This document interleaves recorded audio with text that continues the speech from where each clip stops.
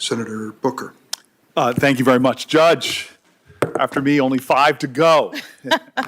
But sit back for a second, because I don't have questions right away. I actually have a number of things I just want to say, because this has been not a surprise, given the history that we all know, not a surprise, but perhaps a little bit of a disappointment, some of the things that have been said in this hearing. The way you have dealt with some of these things, that's why you are a judge and I am a politician, because you have sat with grit and grace and have shown us just extraordinary demeanor during the times where people were saying things to you that are actually out of the norm. I had to go up dais to ask some of my more senior colleagues about what I feel like is a dangerous precedent. People are taking 1,000 cases you've been over, is that right? I'm sorry, I said you wouldn't ask you questions, but just give me a... Something like that. Something like that. And from what I understand is that these cases often take days, weeks, sometimes months, right? To decide in a case? Yeah. Yes. There's a trial sometimes. And the folks are taking any of those cases and just trying to pick pieces out. And so my colleague, Senator Hawley, has been doing this all into the lead up and saying things, tweeting things that I think that a lot of us, when I was just trying to get some advice here, is this is what the new standard is going to be. That any judge coming before us that has ever chosen outside of the sentencing guidelines, below the sentencing guidelines, we're creating this environment now where I could make myself the hero of people who have been victims of some horrible crime and suddenly put whatever judge I want on the defensive by trying to drag out little bits when they have no context to the case. None of the facts. They're seeking to exploit the complexities of a criminal justice system, the reason why we have a third branch of government. I feel bad that there was a judge mentioned by name in this hearing that's from Senator Hawley's state. What is that judge going to think next time they have a complicated sexual abuse case that comes before them, and they know that they could possibly be called out if they go below the sentencing guidelines, which I showed you yesterday in my lack of chart. If you remember, I was uncharted. But that you are deciding completely in the norm. 70+% in many states of people are doing just like you did. But I'm a Democratic senator. I've never quoted from this very well-respected conservative periodical. This is the National Review. Very well-respected. They're not necessarily something I agree with all the time. But here's what the National Review, this is the title. Senator Hawley's disingenuous attack against Judge Jackson's record on child pornography. I'll just read the first paragraph. I would oppose Judge Ketanji Brown Jackson because of her judicial philosophy for the reasons I outlined last week. I addressed that in a separate post. For now, I want to discuss the claim by Senator Josh Hawley that Judge Jackson is appallingly soft on child pornography offenders. This is the kicker here. The allegations appear meritless to the point of demagoguery.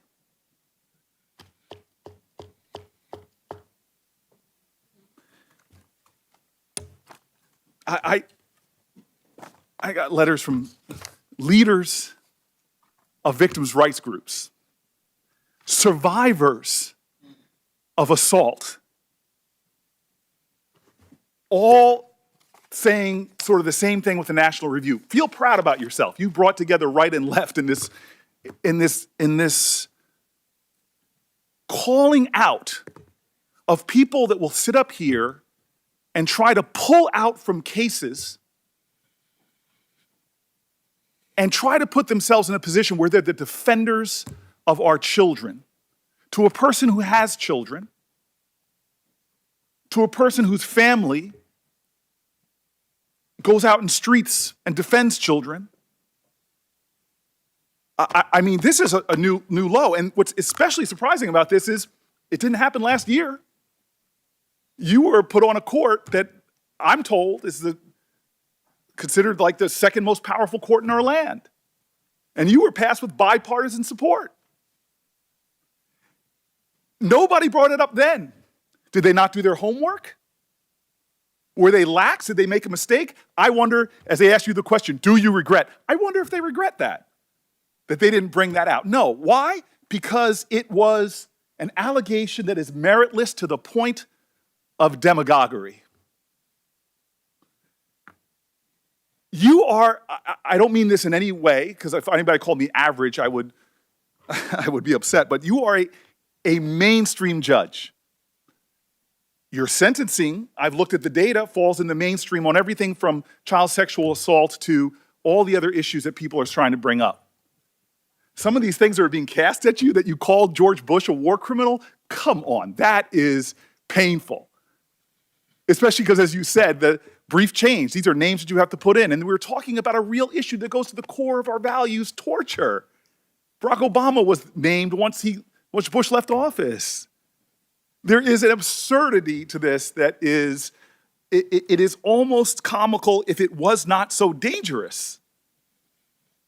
Because the next time a judge comes before us on the right or the left that has a body of work like you do, gosh, one of the some performance artists on our side could pull out one of the cases where they were below the sentencing guideline, say, for example, it was on something like as horrific as rape that we all agree is horrific, and they can suddenly put themselves as the defense. How dare we put someone who's soft on crime? Well, are you soft on crime? God bless America. I got this great text. I've become really good friends with the folks at the FOP from my negotiations, and this was my favorite text. You all got to get this. I think my brother Kennedy might get a kick out of this. He goes, things that are uncountable, stars in the sky, grains of sand on the beach, and the number of times Democrats will mention that the FOP endorsed Judge Jackson in this hearing. But let me mention it again. Just in case my people say you're rough on crime folks really want to try to make that stick. You were endorsed by the largest organization of rank and file police officers. You were endorsed by the bosses, the largest organization of chiefs of police. And you were endorsed by Noble, who I hope people find out more about that organization. You got uncles that are officers. You got a brother, not just an officer, who went to serve after 9/11. Your family's not soft on terrorism. He went out there to capture and kill and defend this country from terrorists. I actually sitting back here and finding this astonishing, but then I do my homework. I love that my colleague brought up Constance Baker Motley. You know, when she was getting to the floor of the Senate, they were trying to stop her with outrageous accusations. You know what the accusation was back then? She was a communist. Dragging up stories, trying to throw anything that they might stick. But this is what you and I know. Any one of us senators could yell as loud as we want that Venus can't return a serve. We could yell as loud as we want that Beyonce can't sing. We could yell as much as we want that astronaut Mae Jemison didn't go all that high. But you know what? They got nothing to prove. As it says in the Bible, let the work I've done speak for me. Well, you have spoken. You started speaking as a little girl, watching that man right there try to raise a family and study law while your mama supported everybody. You spoke in high school when you started distinguishing yourself. And you know what you said when they told you couldn't go to Harvard? Watch me. I went to law school. I didn't serve on the law review. You did. I didn't clerk at every level of the federal court. You clerked for a Supreme Court justice, one widely respected on both sides, which really shaped you. You left there and you went to private practice, and you know what you found? This is what you told me. That you had those tough choices that working moms have to make, the demands of a private law firm, raising your kids. It just didn't add up. You went before this Senate 3 times in a bipartisan manner. God bless America. We don't do that much stuff bipartisan around here. You went to become a public defender because you wanted to understand all aspects of the law. Who does that? We live in a society that's very materialistic sometimes, very, very consumeristic. Do people become public defenders for the money? No. Your family and you speak to service, service, service. And I'm telling you right now, I'm not letting anybody in the Senate steal my joy. I told you this at the beginning. I'm embarrassed. It happened earlier today. I just look at you and I start getting full of emotion.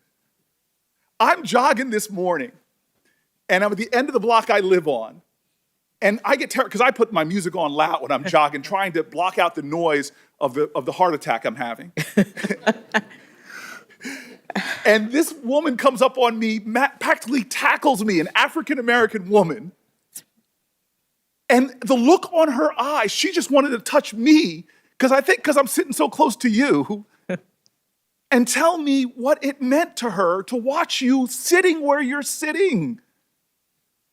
And you did not get there because of some left-wing agenda. You didn't get here because of some dark money groups. You got here how every black woman in America who's gotten anywhere has done, by being like Ginger Rogers said, I did everything Fred Astaire did, but backwards in heels.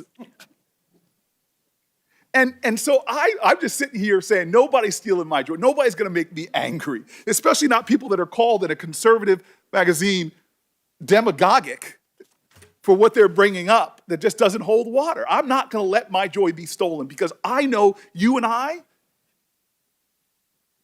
we appreciate something that we get that a lot of my colleagues don't. I know Tim Scott does. When I first came to this place, I was the 4th black person ever popularly elected to the United States Senate. And I still remember a lot of mixed people, white folks, black folks work here, but at night when people are in line to come in to clean this place,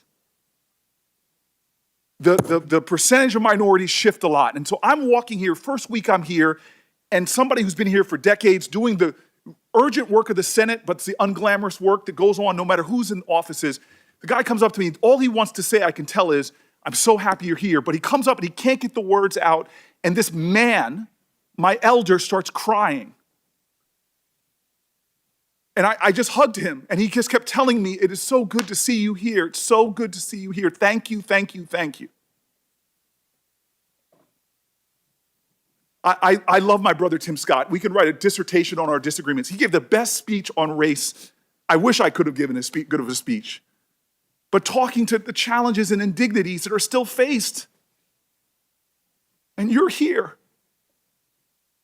I was in the White House with my Democratic colleagues, and I'm in my joy. I can't help it.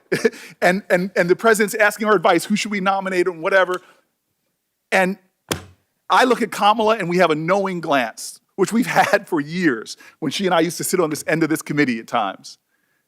And then I try to get out to the president what it means. What it means.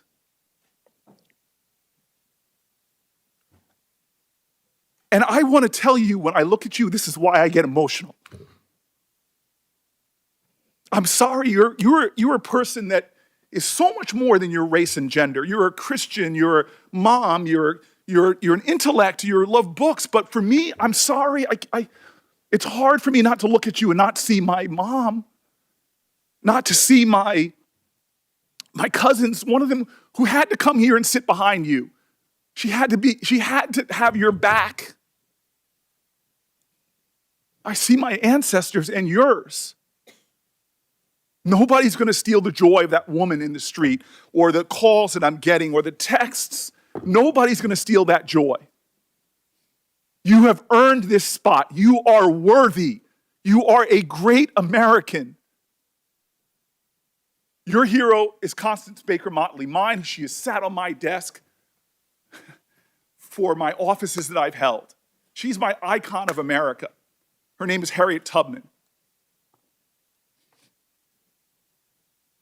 There is a love in this country that is extraordinary. You admitted it about your parents. They loved this nation, even though there were laws preventing them from getting together. When they were loving, there were laws in this country that would have prevented you from marrying your husband. It wasn't that long ago, it was last generation. But they didn't stop loving this country, even though this country didn't love them back. And what were the words of your heroes and mine? What did Constance Baker Motley do? Did she, this country that she saw insult and injuries, when she came out of law school, law firms wouldn't even hire her because she was a woman. Did she become bitter? Did she try to create a revolution? No, she used the very constitution of this nation. She loved it so much, she wanted America to be America. As Langston Hughes wrote, "Oh, let America be America again." The land that never has been yet, but yet must be the land where everyone is free. Oh, yes, I say it plain, America never was America to me, but I swear this oath, America will be. That is the story of how you got to this desk, you and I and everyone here, generations of folk who came here and said, America, I'm Irish. You may say, no, Irish or dogs need to fly, but I'm going to show this country that I can be free here. I can make this country love me as much as I love it. Chinese Americans first forced into near slave labor, building our railroads, connecting our country, saw the ugliest of America, but they were going to build their home here and say, America, you may not love me yet, but I'm going to make this nation live up to its promise and hope. LGBTQ Americans, from Stonewall women to Seneca, hidden figures who didn't even get their play until some Hollywood movie finally talked about them and how they were critical for us defying gravity. All of these people loved America. And so you faced insults here that were shocking to me. Well, actually not shocking. But you are here because of that kind of love. And nobody's taken this away from me. So you got 5 more folk to go through. 5 more of us. And then you can sit back and let us have all the debates. And I'm going to tell you, it's going to be a well-charted Senate floor because it's not going to stop. They're going to accuse you of this and that. Heck, in honor of your person who shares your birthday, you might be called a communist. But don't worry, my sister. Don't worry. God has got you. And how do I know that? Because you're here. And I know what it's taken for you to sit in that seat. Harriet Tubman is one of my heroes because the more I read about this person, the more, she was viciously beaten. For her whole life, she used to fall into spells, cracked skull. She faced starvation, chased by dogs. And when she got to freedom, what did she do? Did she rest? No, she went back. Again and again and again. The sky was full of stars. But she found one that was a harbinger of hope for better days, not just for her and those people that were enslaved, but a harbinger of hope for this country. And she never gave up on America. She fought led troops in the Civil War. She was involved in the suffrage movement. And as I came back from my run, after being near assaulted by someone on the street, I thought about her and how she looked up. She kept looking up. No matter what they did to her, she never stopped looking up. And that star, it was a harbinger of hope. Today, you're my star. You are my harbinger of hope. This country is getting better and better and better. And when that final vote happens and you ascend onto the highest court in the land, I'm going to rejoice. And I'm going to tell you right now, the greatest country in the world, the United States of America, will be better because of you. Thank you. Thank you, Senator Booker. We're going to take a 10-minute break. Thank you. And come back and have the last 5 senators ask their questions. Everything is free.